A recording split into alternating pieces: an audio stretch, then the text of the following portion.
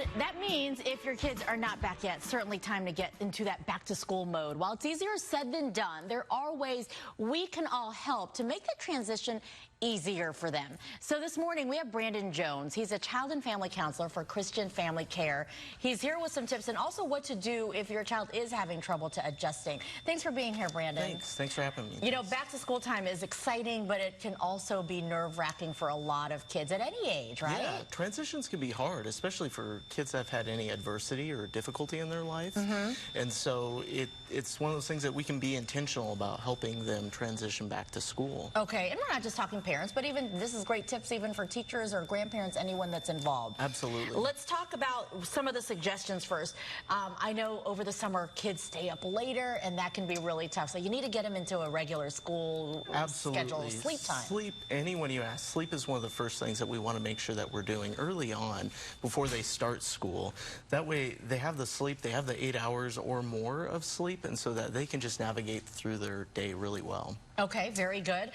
What about when it comes to their friends? I know you'll try to set up play dates and such, but that can be difficult sometimes. Yeah, connecting with friends, right? Having those kids in the neighborhood that go to the same school where they're able to go, hey, here's a familiar face, and man, I feel connected with someone, and I'm looking forward to seeing them at school, reduces anxiety for kids. All right, that makes sense. In the same way, connecting with teachers, administrators, counselors, being able to visit them, they're usually there weeks before school starts getting ready for your children. And so if you can take your kids and maybe even bring a little gift or a card or something that says, hey, I appreciate you, that helps the children feel just so connected with their teachers. That reduces anxiety knowing, hey, I got a friendly face here. And a lot of school districts, which is really nice now, they do back to school night, you know, meet the teacher night, so that ahead of the days that they have to start, the kids can see their classroom. That makes a difference, right, in knowing what their surroundings are.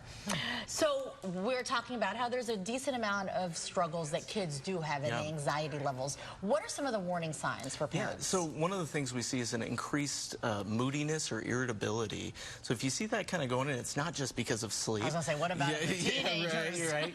But we'll see an increase of that. Okay. Also, if you see your kids persistently protesting, I'm not going to go to school, I hate school, I don't want to do that, that's really a part where we're going, okay, they're having a struggle with this, we need to check in.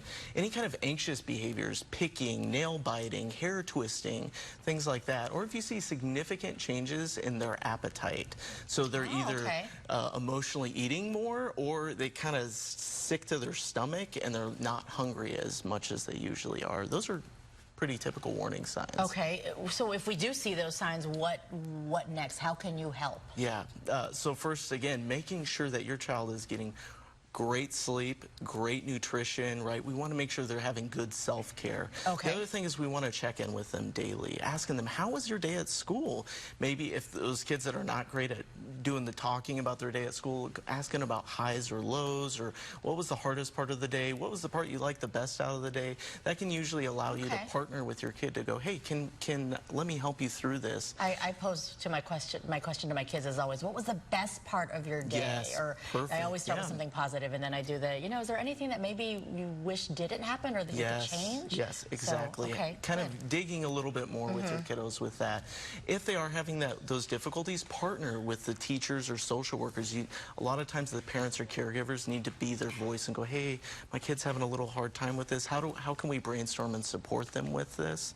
Another thing is really just checking in with them with going, hey, let's talk about what is the hardest part and how can we support you through that. All right. Yeah, I find if you ask, they'll usually eventually tell you. Just sometimes you have to dig around and find a way to ask without saying a yes or no question, right? Yeah. Lowering chore expectations is also one for those first couple of weeks. Right? All right, just for the first couple of weeks. Forever, don't let them slack. Right? Yeah, but just for those first couple of weeks to reduce stress. And then finally, play with your kids, right? Just connecting and having fun with them.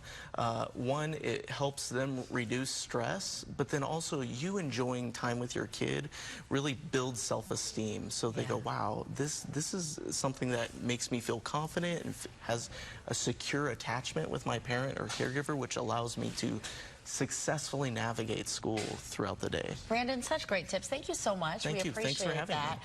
And happy back to school for all those kiddos. Yes. Yeah, let's make it as smooth as possible for all of them and to the teachers too. Thank you. Appreciate it. My pleasure. Well,